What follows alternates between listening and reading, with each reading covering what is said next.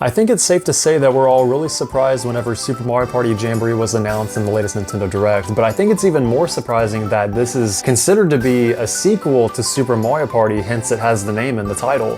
And Super Mario Party, it was a completely different kind of game back then, with only 4 boards, only having 6 numbers on the dice block, having character dice blocks, having the grid system and partner party, and Mario Party Jamboree is a whole nother level. This seems like it might be the best Mario Party game yet. The first thing right off the bat is that yes, it does have the most playable characters by the factor of 1, because it has Ninja in there. Super Mario Party had 20 characters, but now this one is officially the one that has the most playable characters. The most important thing is that this one has 7 boards. Now, if you look at the past Mario Party games, the average board number that they have is around 5 or 6. Some of the games have 7, and I think Mario Party 1 might be the only game that has 8 boards. But for this one to have 7, that's really good, and that's something that we haven't seen in a long time. Not only that, but the 5 new original boards, they have really cool themes, and they seem to be pretty interactive with all the different event spaces and things they have going on.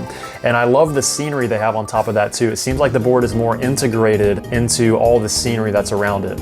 On top of that, there's 2 returning boards with the possibility for DLC. I think the fact that they decided to add 1 board from Mario Party 1 and 1 board from Mario Party 2 and leave out a board from Mario Party 3, I think this does leave a big possibility for a board to be added in from Mario Party 3 in the future. It could be as free DLC, or it could be something like what they did with Mario Kart 8 Deluxe, where they have a booster pass and they have all these boards that they release over the course of a year or 2 for a fee.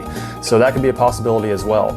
And if you look at the menu, a few of these boards are already unlocked from the start, but it looks like some of them are still being built, which means you might have to either unlock the boards by progressing through a story mode, or you might have to unlock these boards by spending coins or stars at a shop. And so the boards that are locked currently is Western Land, Bowser's Castle, and the Mario's Rainbow Castle. Now, although this next thing is a small addition, it's still nice to see that they're adding this to the game. A new space. It's going to be a red space with clovers on it. Now, this could either resemble an unlucky space or a bad luck space. One thing I absolutely love seeing added to Mario Party games are new items, and the new items can definitely change things up and add more excitement to the game.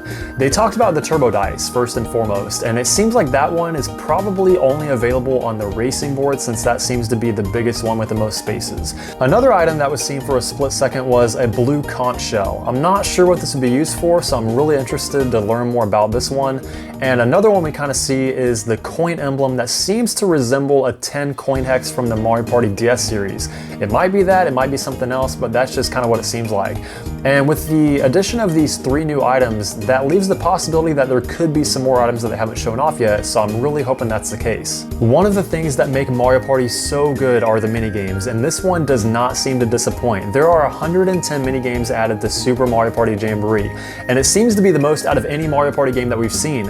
And what makes it better is that they all appear to be brand new, so you're not playing the same old games that you've done before. Now, that's not to say they could add some remakes into this one, but I'm not thinking they will, because they all appear to be brand new from what we could tell. One of the things that adds a lot of replay value to the Mario Party games are the different game modes outside of the traditional Mario Party with the boards and minigames that you play. And Mario Party Jamboree seems like it has a lot of different game modes based on what they told us in the trailer. Now, for Super Mario Party Jamboree, the main aspect they talked about for online play was Coupathlon, and we'll get to that in a second, but they never mentioned online regular Mario Party, but I would assume they're going to have that since they had that in Mario Party Superstars. But for Coupathlon, they brought this one back from Mario Party Star Rush on the 3DS, and I think it's interesting they brought this one back because we haven't seen it in a while and a lot of people probably forgot about it, but at the same time it's a good idea too, because they're adding to where you can play with 20 people online, and it seems like this is a perfect mode to do that, so I'm really interested to get back into Coupathlon and check this one out. Another game mode it seems they're going to have based on the trailer is a rhythm kind of game mode like they had in Super Mario Party, but for this one it seems like it's going to be the island where it has the different cooking materials, and you can see on the front game cover that Bowser, he's flipping the pancake, and there's also some music notes in the background with other characters, so it would go to say that we're going to have a rhythm game mode of some sort. Out of all the game modes they showed, the one that's the biggest mystery to me that I want to learn more about is this one right here. It looks like it's a lot of fun. I have no clue what it is, but I want to learn more about it.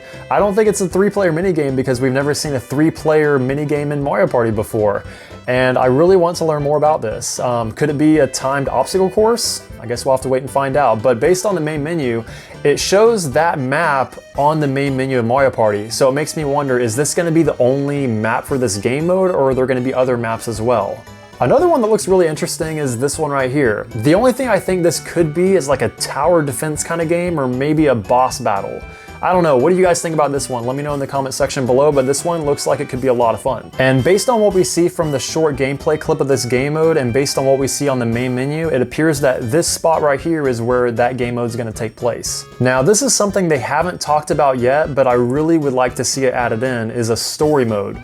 Because a lot of the Mario Party games have some type of story mode to it where you progress from board to board, and maybe it could have cutscenes, or maybe it just has some art and some text on the screen, but I think that's something that would add to the single player experience of the game. Something else they haven't talked about yet that could be added to the game as a single player experience is Challenge Road, like what we saw in Super Mario Party, where you progress through all the series of mini games and you go across the different worlds to get there to the very end. Even though you're just going through the mini games one by one, I still like to have that experience, and I like to challenge myself with going through all of them one at a time. And I feel like I'm accomplishing something whenever I'm progressing through all the mini games one by one to get to the very end. And I think that's something that we could definitely see, so I really hope they add that in there as a game mode. The biggest reason this could be the best Mario Party game of all time is that they're going back to the basics like what they did in Mario Party Superstars. It seems like they have the right formula down, and they're not bringing back that 6-number dice block like what we saw in Super Mario Party. We're having that 10-number dice block, and I'm super stoked they're finally keeping that in the game, and I hope that's permanent. Something I'm not sure they're going to add in the game, but this was amazing in Mario Party Superstars, being able to add more turns in the middle of a game. That was an incredible feature to add. Really hope that comes back in this Mario Party game. Fast forwarding through CPU turns and when they land on an item space, that was a great addition in Mario Party Superstars that we didn't have before. They definitely need to bring that one back. And Mario Party Superstars, the gameplay just flowed so quick and smooth. You didn't have to wait so long for your turn like in Super Mario Party. And it just seems like this is going to be a fully fleshed out Mario Party game that is the best we've seen in a long time. So what do you guys think? Let me know in the comment section below. Do you think this is going to be the best Mario Party game of all time? And why do you think that might be the case? What are you most excited for about this game? Let me know in the comments below. Subscribe if you're new. Thanks for watching, and I will catch you guys next time. Bye.